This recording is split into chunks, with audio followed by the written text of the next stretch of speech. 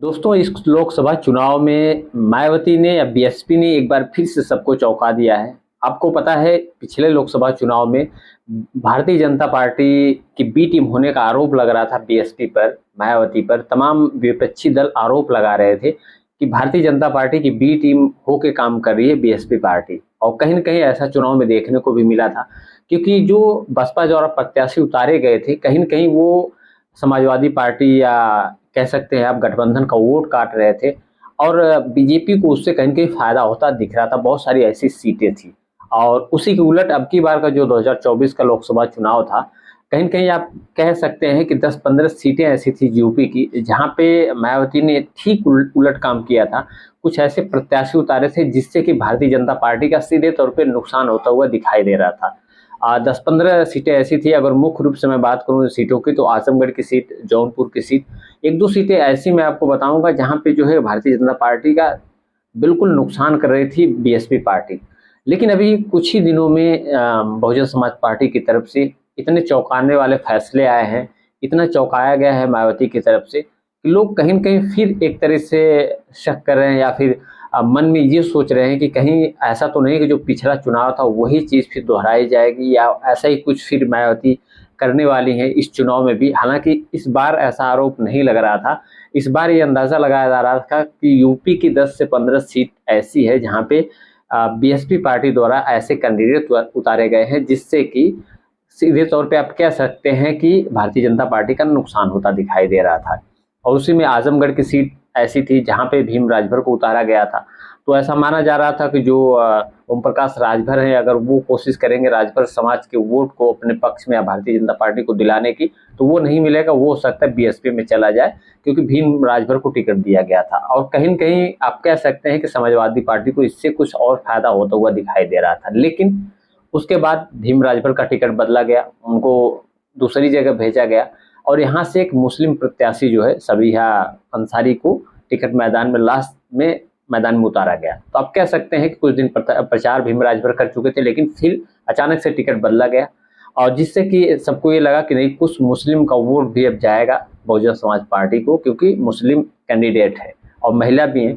तो कह सकते हैं आप कि सबको आजमगढ़ की सीट पे भी चौंका दिया मायावती ने।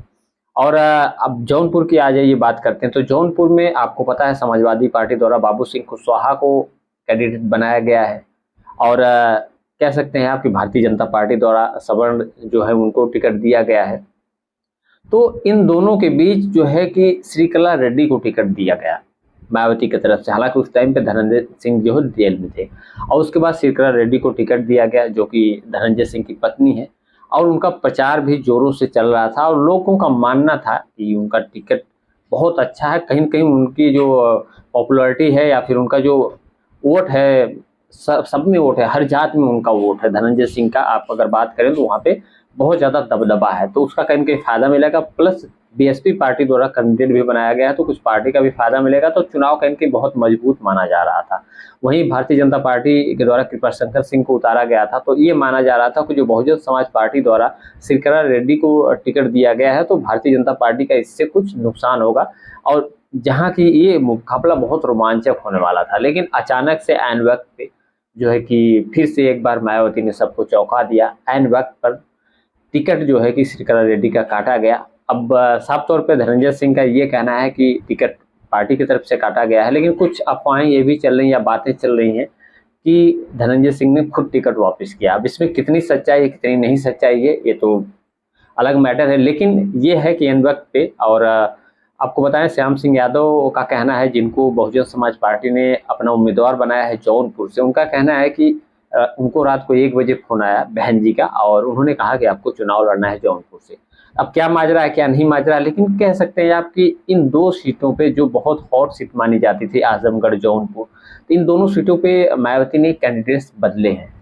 और आप कह सकते हैं कि जो पहले कैंडिडेट उतारे थे उससे कहीं न कहीं भारतीय जनता पार्टी का नुकसान हो रहा था, और जो इस टाइम पे जो बरवक़्त कैंडिडेट बदले गए हैं उससे कहीं न कहीं आप कह सकते हैं कि जो नुकसान हो रहा था वो कम हो रहा है, या कह सकते हैं कि बीजेपी का फ़ायदा भी हो रहा होगा, ये आप अंदाज़ा लगा सकते हैं। अब कितना नुकसान होगा, कितना फ़ायदा होगा, ये तो फाइनल चुनाव का रिज़ल्ट आने पे पता चलेगा। फिलहाल कैंडिडेट जिस तरीके से मायावती ने बदले हैं, उस तरीके से अंदाज़ा यही लगाया जा रहा है कि कहीं न कहीं जो है कि अब जो है उनका कैंडिडेट बदलने का जो सिलसिला है, तरीका है, कहीं न कहीं संदेह पैदा कर रहा है। कहीं न कहीं लोगों के दिमाग में फिर से बातें चल रही है कि क्या दोबारा से पिछला लोकसभा चुनाव दोहराया जाएगा, या बहुजन समाज पार्टी की तरफ से कुछ ऐसी डील हुई है, कुछ ऐसी पॉलिटिक्स की जा रही है जिससे कि भारतीय जनता पार्टी का फ़ायदा हो, या क्या चीज़ें हैं, ये तो सारे लोग कयास लगा रहे हैं, अंदाज़ा लगा रहे हैं। लेकिन अब जौनपुर में अचानक से फैसला लेना, अचानक से टिकट बदलना, आखिरी दिन पे फैसला लेना, ये सबको चौंका दिया, क्योंकि जौनपुर की सीट बहुत हॉट सीट मानी जा रही थी।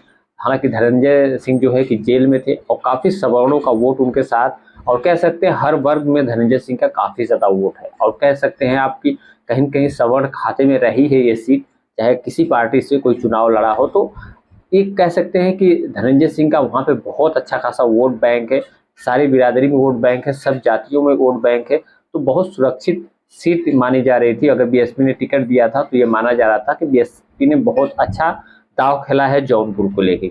लेकिन अगर जौनपुर की सीट को अगर बदला है बीएसपी ने, तो क्यों बदला है, ये समझ से परे है। क्योंकि अच्छा खासा कैंडिडेट जिसको समर्थन मिल रहा है, जिसका वहाँ पे अच्छा खासा दबदबा है, जिसका एक वोट बैंक है, सर्वांगीण आप कह सकते हैं, सर्व समाज में वोट बैंक था धनंजय सिंह का, और पार्टी लेवल से अगर चुनाव कोई लड़ता है तो पार्टी का भी उसको वोट मिलता ही मिलता है। और वहाँ पे श्याम सिंह यादव को टिकट देना कहीं न कहीं फिर एक संदेह पैदा करता है कि जिस तरीके से आजमगढ़ में सबिहा अंसारी को टिकट दिया गया, जो कि मुस्लिम समाज से आती हैं, जहाँ की समाजवादी पार्टी का जो मुस्लिम वोट है कुछ जो है अपनी तरफ खींचने की कोशिश करेंगी। अब कितना खींचेंगी कितना नहीं वो खींचेंगी ये तो बात की बात है, लेकिन फिलहाल अंदाजा यही लग रहा है कि इसलिए मुस्लिम कैंडिडेट आजमगढ़ में दिया। फिर जौनपुर की अगर बात करते हैं तो जौनपुर में बाबू सिंह कुशवाहा को ओबीसी से आते हैं, समाजवादी पार्टी ने उन पे दाव खेला है। तो कहीं न कहीं आप कह सकते हैं कि जो ओबीसी के वोटर्स को फिर लुभाने की कोशिश की जा रही है, या यादव वोटर्स की अगर बात करें तो बहुजन समाज पार्टी ने यादव कैंडिडेट जो है उतारा है।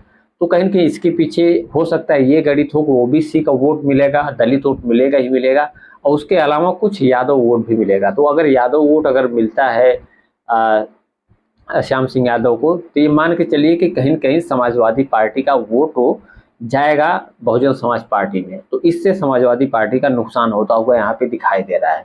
लेकिन वहीं अगर श्रीकला रेड्डी की बात करें तो कयास ये लगाया जा रहा है कि वो निर्दल प्रत्याशी के रूप में चुनाव लड़ेंगी, और जो है कि अंदाज़ा भी ये लग रहा है, उनकी तरफ से दावा भी किया जा रहा है कि वो पहले भी मजबूत थी, आज भी मजबूत है।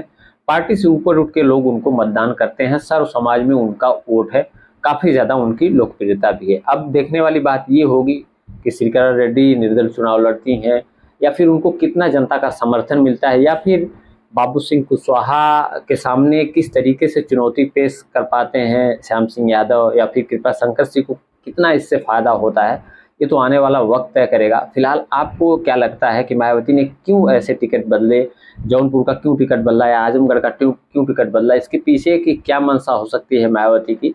कमेंट सेक्शन में अपनी राय जरूर दीजिएगा, और चैनल को सब्सक्राइब करके सपोर्ट भी कर दीजिएगा। मिलते हैं नेक्स्ट वीडियो में।